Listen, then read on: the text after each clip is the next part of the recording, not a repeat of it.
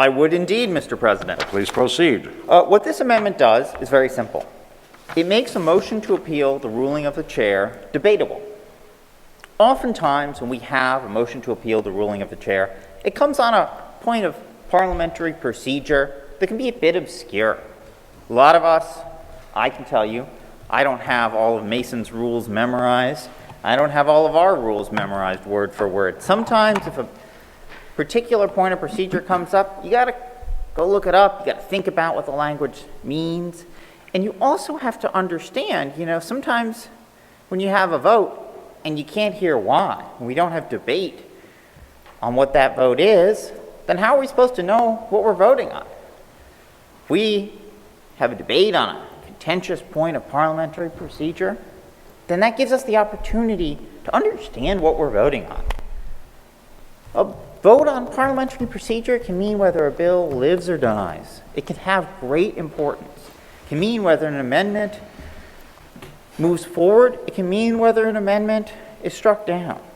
It can have major public policy consequences.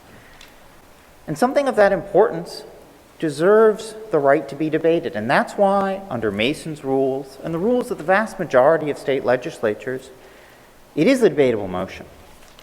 The other reason to make it debatable is if the rules are broken, then it's really important that we get to say that.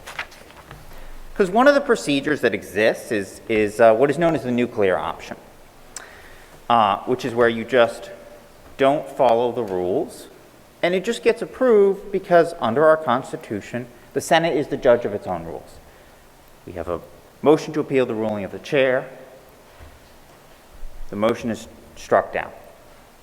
This happened here, of course, when we abolished the talking filibuster. In the middle of a speech I gave on rules 2 years ago, we were debating the abolition of the filibuster. It was interrupted, and a motion was made from a point of order, despite my right to the floor.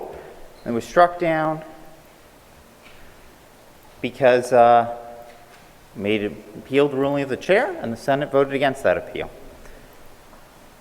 But we didn't get an opportunity to debate that, and that bothered me. Because I thought it was important to explain the right to the floor, which is a somewhat obscure point of Senate rules. I think a lot of senators who voted on that didn't understand didn't understand exactly why I was objecting to the motion being made from a point of order, how I felt that undermined the right to the floor. It was a complicated, nuanced thing. And I think sometimes when people voted on it, we didn't have a chance to really flesh that out because we didn't have debate. So I think this is a really important protection. It gives us the opportunity to explain what's going on so people know what's going on. And if it doesn't stop a ruling of the chair from getting upheld, doesn't require that an appeal be sustained. All it does is it says that we have a right to debate an appeal. We have the right to explain why certain senators might feel that the ruling is incorrect. That's all this does. So with that, I'd like to offer this amendment. If all members have recorded their vote, the clerk will lock the machine. There are 7 yeas, 29 nays, and the amendment fails.